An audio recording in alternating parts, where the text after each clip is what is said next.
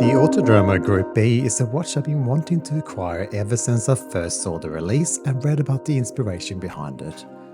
And I was even more keen to get my hands on the Nighstage versions that always offered that little bit more of an X factor. I love cars, and one of my early reviews was the Stratton from Carl's brand, which is a man after my own heart that still races his old Alpha. I've owned and driven some truly fun cars in my life, and at least for me, automatic watches and rear-wheel manual drive cars will always be an obvious match made in heaven. I have vivid memories of the insane rally cars of the Group B era of the 80s. They were so incredibly powerful that to this day, they'd give even the torquiest electrical cars a run for their money. So what better time to draw inspiration from if you wanted to create the ultimate car-inspired watch? The Group B rally cars were four-wheel drive and extremely light for the times, which gave them a power-to-weight ratio that were impressive to say the least, and this goes some way to explaining why the watch at hand today is both so dainty and yet so strong also. The inspired design goes deep, and we shall cover it all in today's comprehensive review. I'm going to do something completely different, at least for me, in this video and rate aspects of the watch separately. And the reason for this is that there are some aspects of Autodromo that are genuinely awe-inspiring, and there are others that are, to be perfectly honest, not. This is a microbrand, and a well-established one at that, but Autodromo does not behave in a typical microbrand way, which is something I'll cover today. So today's 5 sections will be: Number 1, packaging and first impressions. Number 2, concept designs and dimensions. Number 3, materials, the sum of its parts. Number 4, legibility and lume. And number 5, the ordering experience and customer service. I will have chapter marks for each of these 5 points, but I would really appreciate it if you watch the whole video. Now, these are obviously all my opinions that I'll be presenting to you, and you may or may not agree with me, and that's totally okay. But so long as you're here with a shared passion for the unusual and of course automatic watches, I think we'll get along just fine.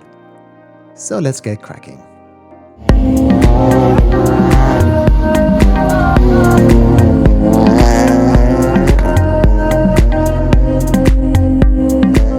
Alright, so packaging is something I sometimes cover and sometimes not. It really depends on if it's worth it, obviously.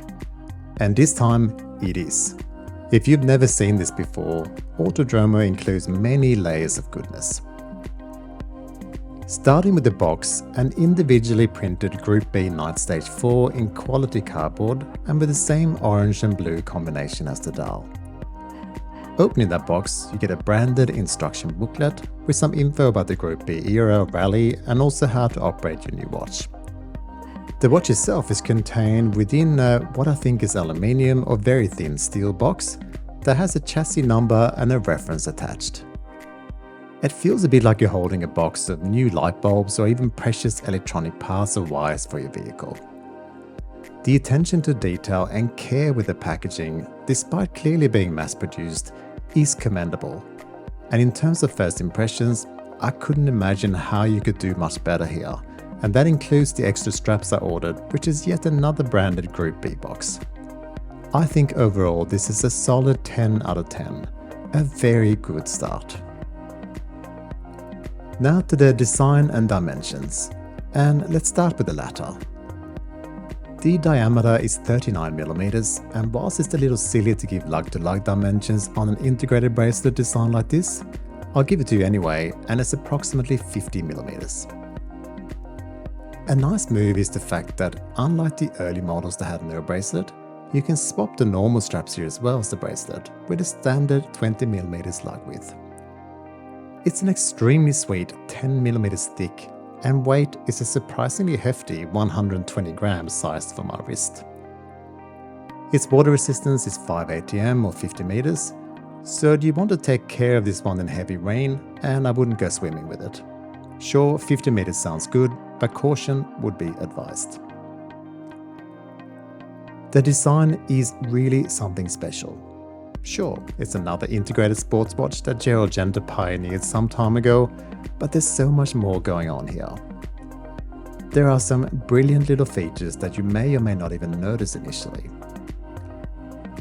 The two signature screws on the dial, for instance, that are meant to be throwbacks to actual RPM or speedometer gauges is one.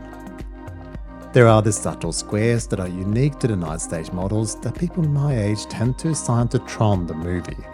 But with this being a rally-inspired car, I'd say it's more fitting to be sections of a map. Regardless, having the Group B and logo sit perfectly within is very nice.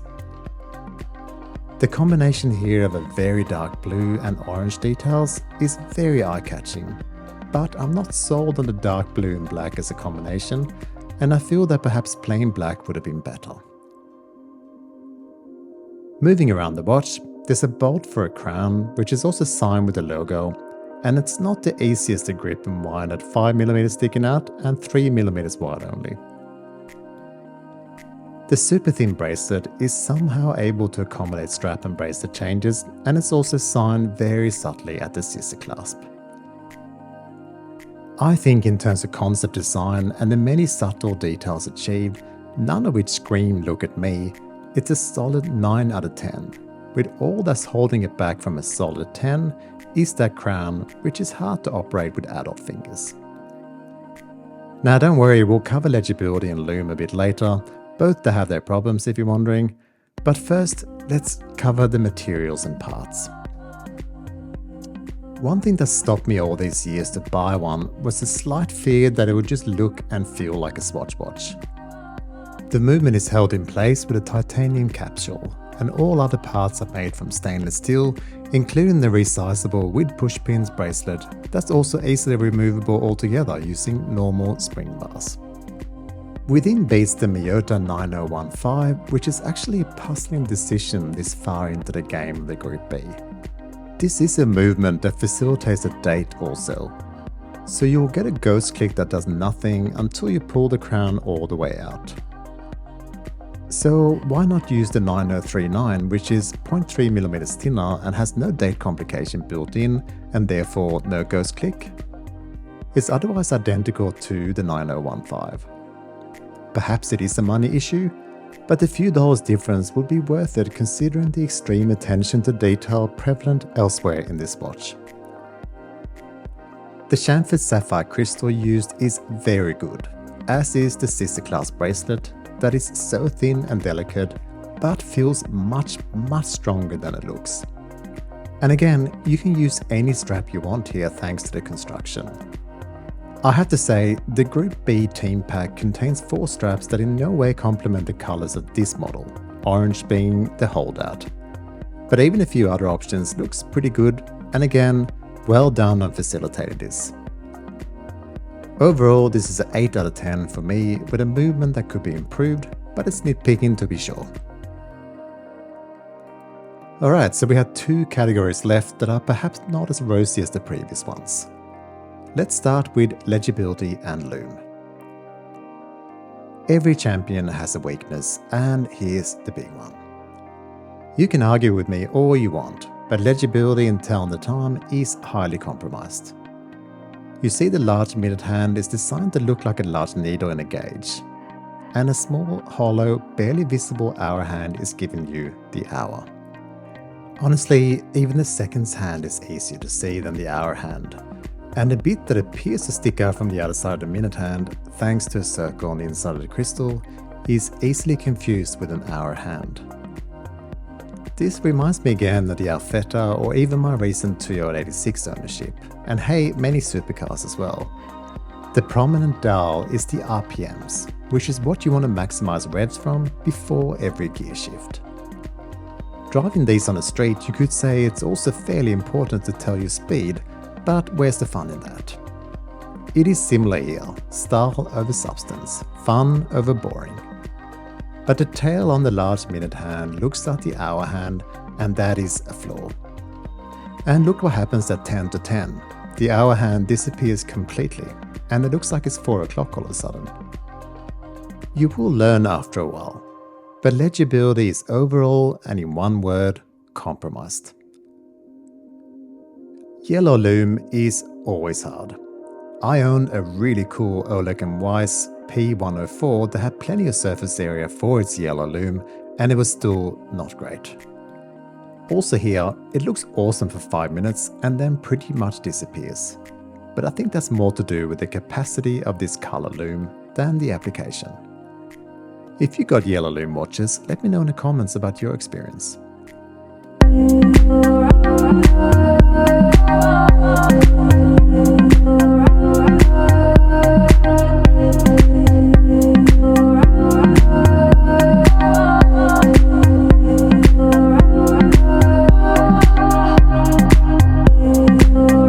So overall here, it's a 6 out of 10, which may seem harsh, but both legibility and lume is not great.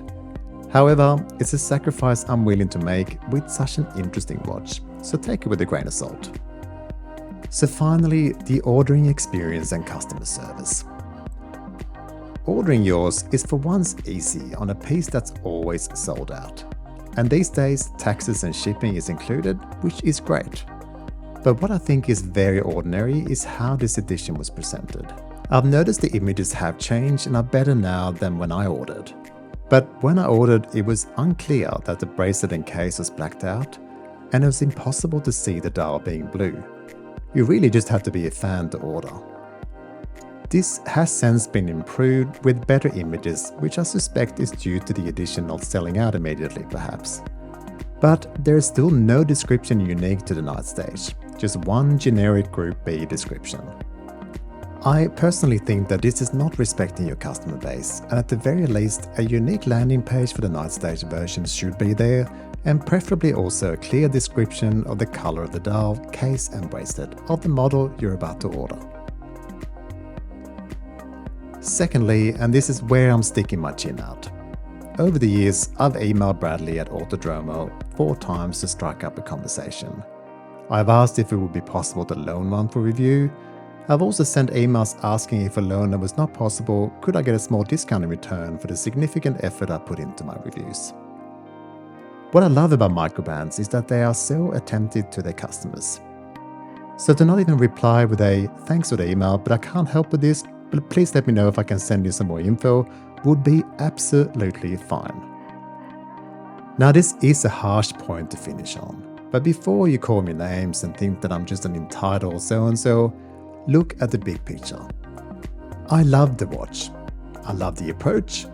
I love the individuality and the design language that's been created, and it is clear that this most popular model of the brand will keep getting fun editions and come back from the dead many times.